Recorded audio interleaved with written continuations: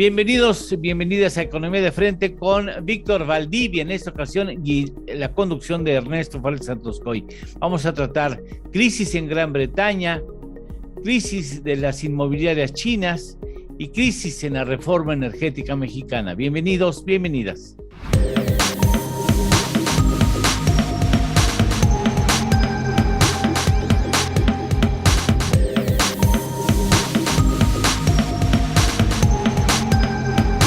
Economía de Frente.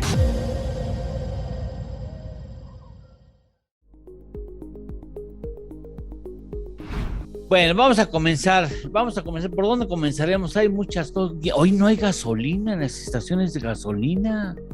En Londres. ¿Ah, en Londres también? En Londres. No, en Londres no hay Londres gasolina. matan con cuchillo en mano. ¿Matan? Por gasolina. Eso no lo he visto ni siquiera en Tamaulipas, oye. No es huachicol. No es huachicol. No es guachicol. No me digas, ¿no hay gasolina en la Gran Bretaña? No. No. Y no hay gente que transporte, que es lo peor. Tienen un déficit de transportistas, no hay choferes, no hay movimiento. Vámonos de choferes. No hay medicinas. No. Aquí en la colonia de... No. En la City de Londres tampoco hay medicinas. ¿Tampoco hay medicinas? Y esta vez sí podemos decir que no es culpa de Gatell. Ni jitomates. Tampoco. ¿Quién gobierna? Un neoyorquino venido a menos. Que no se hizo peinar. Británico. ¿De verdad? Que no sabe peinar. Que no sabe peinar. Ah, Gordon. ¿No? Boris Johnson. Boris. Exacto. Boris. Pero bueno, desde que decían que era un escándalo su familia, ¿no? ¿Sabías que nació en Manhattan? Ah, bueno, fíjate que su papá ya pidió la nacionalidad francesa de plano. No manches. Ahí sí, nada de influyentismo. Ni que, nada, ¿De veras? Está tan mal la cosa que el papá dijo, yo soy francés. No me di. Y Francia, Macron le dijo, no diga eso. Usted no puede. Macron dijo, no. Usted no puede, pa. ¿Eh? Usted no puede, pa. Usted no puede, pa.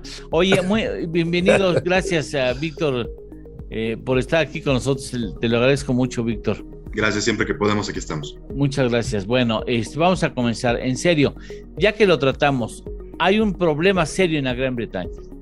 Muy serio, muy serio. Para mí es una consecuencia directa de sus decisiones nacionalistas, populistas, un populismo real que se vivió para todo lo que esto que fue del Brexit. Y como lo comentábamos fuera de cámara, para nosotros ya era algo que estaba cantado desde el momento que empezaron con el Brexit, con la salida de la Unión Europea, con una salida mal planeada, mal hecha, mal ejercida, hasta viciada de origen mismo, queriéndose envolver en las banderas nacionalistas, queriéndose sacar a través de un referéndum, de esta democracia directa mal empleada, mal organizada, con un marketing político basado en el odio, en el rencor y en la ignorancia. O sea, sí, me suena muy parecido y... Sí, es lo que yo estaba pensando en eso. Es un desastre económico marca diablo, ¿no? Marca diablo. Al ¿Por qué, Ernesto? ¿Y coincides con Víctor? Sí, fíjate. Por un lado se les cae el comercio exterior por todos lados. Y horrible. Horrible. Luego restringen los permisos de migración y los permisos de aduanas, de mercancías. Entonces resulta que el Reino Unido tenía un ejército de personas que trabajaban de los inmigrantes, ¿no? De los inmigrantes que por el Tratado de la Unión Europea pues, podían llegar a trabajar ahí. Entonces hoy en día no tienen suficientes trabajadores en muchos sectores, particularmente lo que comentaba Víctor, en el transporte de camiones pesados. Sí. Y entonces hoy no tienen gasolina, no tienen medicamentos. ¿La gasolina porque no se transporta?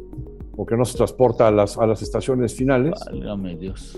Entonces hemos visto escenas que se replican en el mundo, donde una persona con un cuchillo amenaza de muerte al dependiente de una estación para que le pongan gasolina.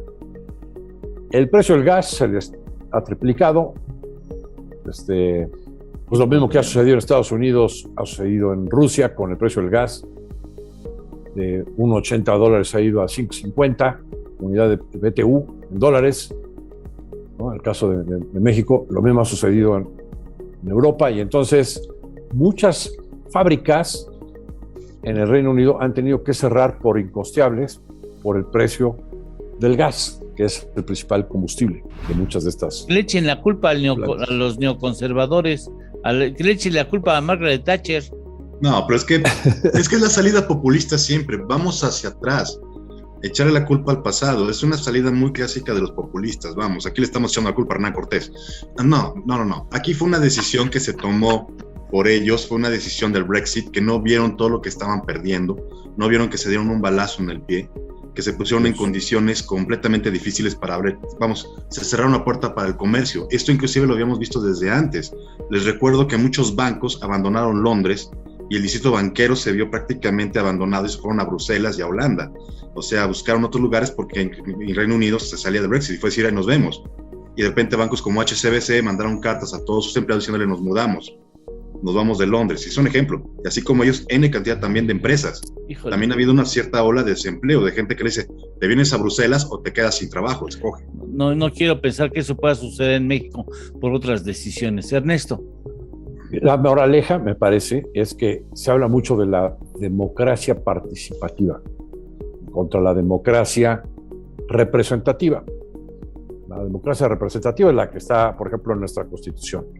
Tenemos, en teoría, representantes en los congresos. Sí.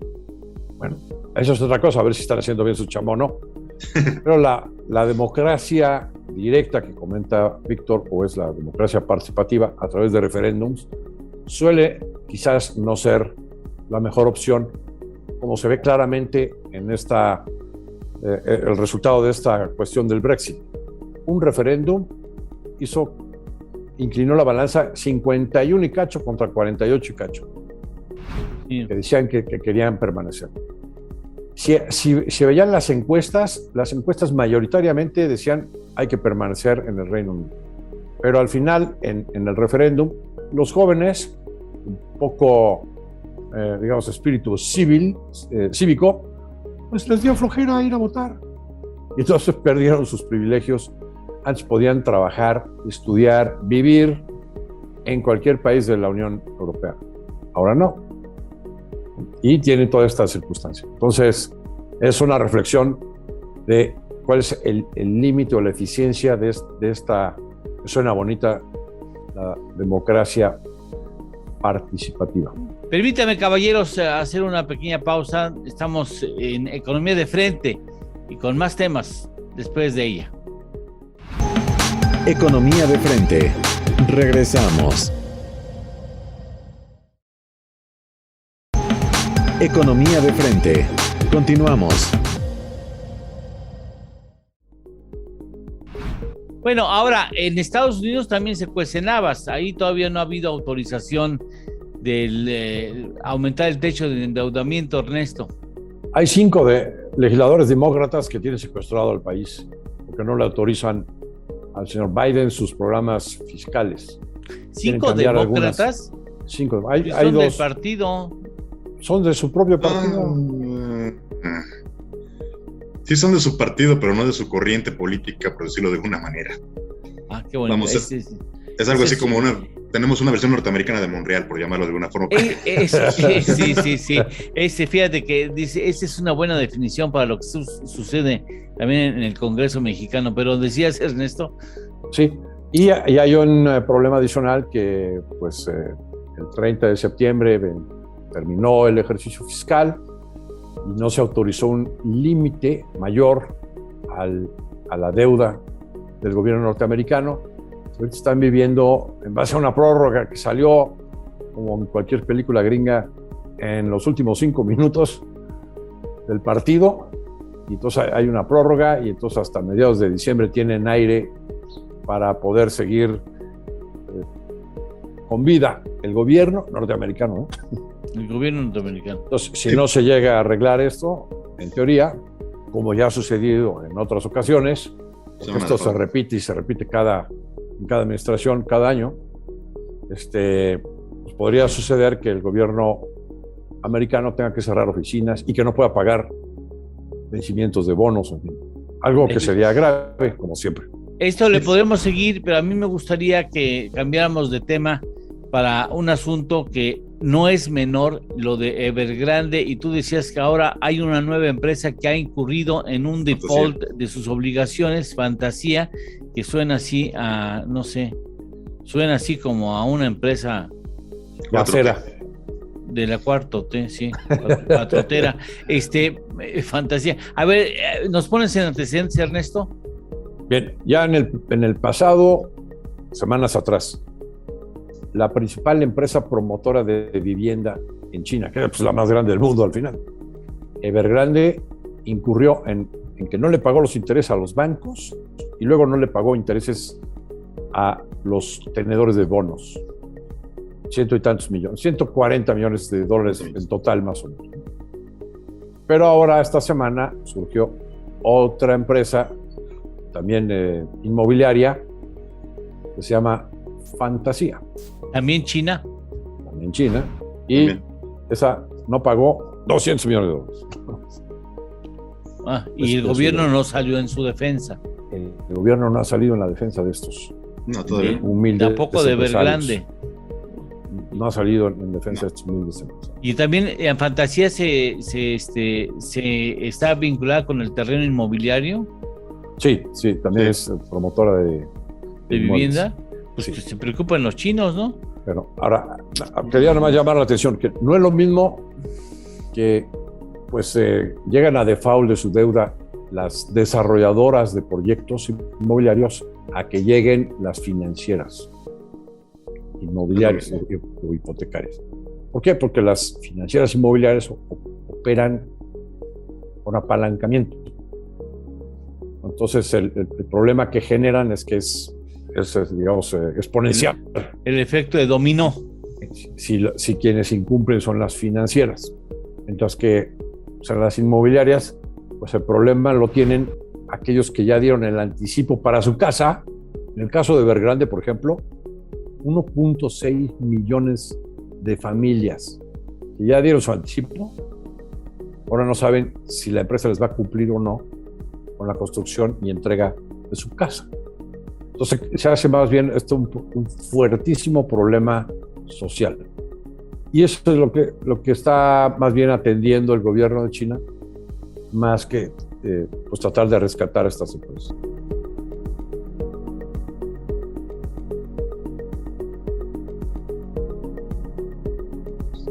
Qué barbaridad, Víctor. Sí, aquí lo que estamos viendo es todo un fracaso muy, muy interesante y todos estamos esperando ver qué reacción tiene el gobierno chino, pero que va a tener ramificaciones e impactos internacionales, eso es inevitable. Vamos, esto estaban cotizando en bolsa, ya lo retiraron de la bolsa de Hong Kong, y lo de Fantasía, que también surgió, es otro golpe muy fuerte. Vamos a ver cómo se compone todo esto, pero para mí esto es una novela muy, muy interesante, y la expectativa que tenemos es qué hará el gobierno, entrará al rescate, los dejará morir, o qué va a pasar. Va a haber un impacto social muy fuerte, pero sobre todo esta es la duda que tenemos. Y aquí estaría la pregunta, ¿qué va a hacer el gobierno chino? ¿Los rescata o los deja morir? Es interesante. ¿Qué le va a salir más barato? Sí, no, porque si entra en estos, tiene que entrar en los que faltan. En todos, ¿no? Y todo lo que puede venir más adelante, por toda esta revolución tecnológica y todo este boom de crisis que estamos viviendo, que también es producto de la pandemia, de todo lo que se vivió. De esta parte tenemos que quedar clara. Sí. Tiene su origen en el COVID, pero también no son las únicas empresas que han tronado. Aquí son hipotartas y la estamos llamando por el tamaño, por las dimensiones, por los millones y por todas las vinculaciones que tenían a nivel global. Y es muy interesante, vamos a ver qué va a hacer el gobierno chino. Nota, hace rato que comentábamos de Biden, nada más un punto que quería agregar rápidamente. El rescate millonario de Biden tal vez sea el más grande de la historia norteamericana desde la Segunda Guerra Mundial. Bueno, no podemos sacar esos números. Últimamente todos lo hacen en grande. Es que esto del COVID ha golpeado en grande a todos. Sí. Ernesto, ¿ibas a decir algo antes de que entremos a otro tema? Pues por eso se llama Evergrande. Que la economía de China, ya ven que crece a tasas muy altas. En parte se debe a que ha habido pues una inversión fuertísima en el desarrollo inmobiliario. Entonces, como dice Víctor, sí va a tener repercusiones porque en toda la región pues, se va a desinflar la actividad económica si si estas empresas quiebran. Bueno, después de una Bueno. pausa vamos a atender un asunto que es fundamental para el futuro de este país, para el presente y futuro de este país, es la reforma, la contrarreforma eléctrica. Después de una pausa. Economía de frente. Regresamos. Economía de frente. Continuamos. Quien no haya distinguido las consecuencias posibles de la reforma eléctrica puede dormir tranquilo, Ernesto. ¡Qué barbaridad! Sobre todo si tienes paneles solares en casa, ¿no? Yo tengo paneles solares. Y todavía no terminas de pagar la instalación. No, yo ya terminé, pero de todas maneras, si no me la van a valer, pues no manches, pues es una inversión que no fueron pocos meses de estar ahorrando para tener los panelitos. No, pero independientemente de que me afecten, qué grave que una reforma vaya en contra de la tendencia Lógica. y de la necesidad de la lógica Va en contra de la económica y necesidad ecológica de generar energía limpia. No puedo entenderlo. Perdón, ahí sí no puedo entenderlo. No puedo entenderlo. Fíjate la contradicción. No, es que hay que fortalecer a las empresas productivas del Estado. Bueno, entonces explíquenos por qué esta administración deshizo o borró la reforma al sistema de pensiones que ya estaba aceptada al interior de la CFE y que había borrado del pasivo laboral cientos de miles de millones de pesos. Pues decidieron borrarla. Y entonces hoy otra vez tenemos a gente que se puede jubilar a los 50 y tantos años, a los 52 años, con unas pensiones buenísimas, ¿no? Que todo México envidia. Sí. Pero eso ya se había eliminado.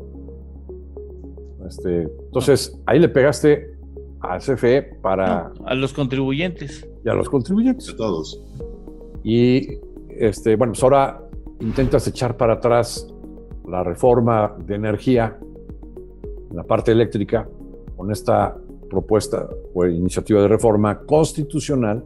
O sea, no es cualquier cosa, es volver a cambiar la Constitución para que se hagan las cosas como quiere que se haga el presidente. Víctor. Sí, mira, esta reforma para mí, sí, esta contrarreforma, no es una reforma, es una contrarreforma. Un viaje en el tiempo al gobierno de Luis Echeverría, como bien decía el maestro Farril.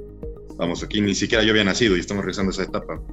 Que de bonita no tuvo absolutamente nada. Ese fue golpe bajo, Ese fue golpe chavito, bajo. no. Ernesto, ¿te diste cuenta? Más respeto, joven.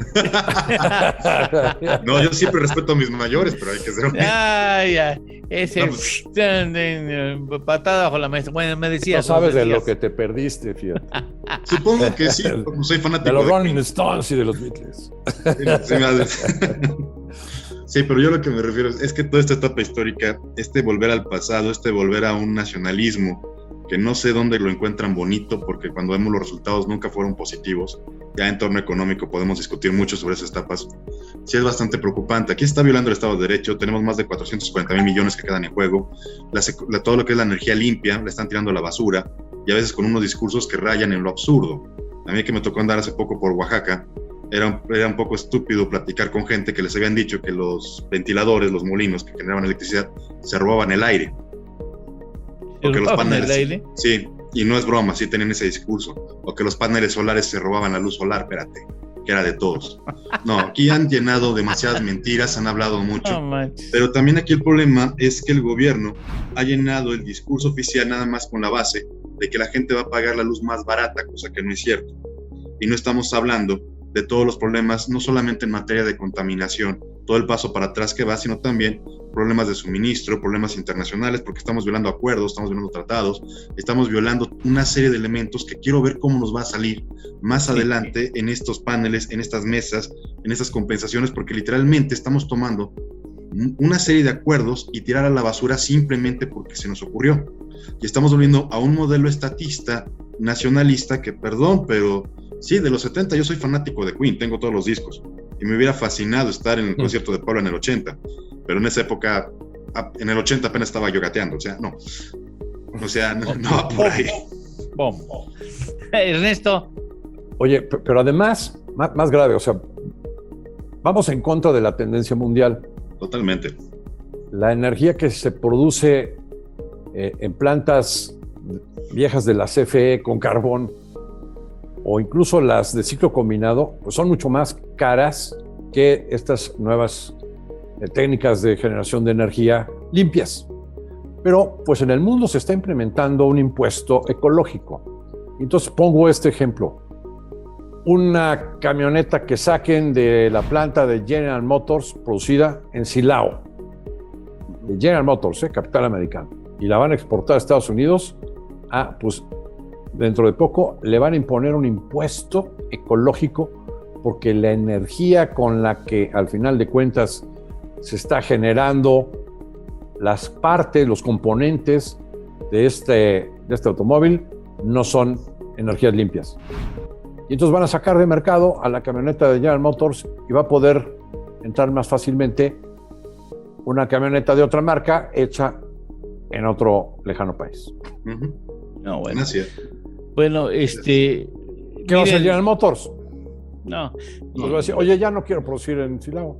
¿Y qué va a hacer? No. Me voy a Belice, a Nicaragua. Y pudiéramos hacer un libro de los inconvenientes, de veras, podríamos hacer un libro de los inconvenientes, pero bueno. Y de las mentiras que están diciendo. Este podría ser un error histórico de enormes magnitudes para el futuro de este país. Y que el PRI esté prestándose a poder aprobar esta cosa. Es increíble, es increíble. Bueno, caballeros, tengo la mala noticia que informarles que se nos ha acabado el programa, el tiempo del programa. Parece mentira, pero yo creo que el productor se quedó en la bolsa, ha de ser fanático de algo, porque se metió en la bolsa algunos minutos y se nos ha acabado el programa. Agradezco de manera muy especial su atención. Víctor, gracias por haber estado aquí con nosotros como invitado especial. Muchas gracias, como siempre, Ernesto Fales Santoscoy. Un punto que seguramente tuvimos los tres en común, antes de que nos vayamos, un punto que los tres tuvimos en común, se los apuesto. Y un brindis porque se quemó el Baby O. Oye, sí. Sí. Bueno. Y don Ernesto, por la cara que puso, él sí pasó por ahí igual que yo. Sí, yo también. También. En fin, bueno, muchas gracias, caballeros. Gracias. Hasta aquí, Economía de Frente. Hasta la próxima semana. Gracias.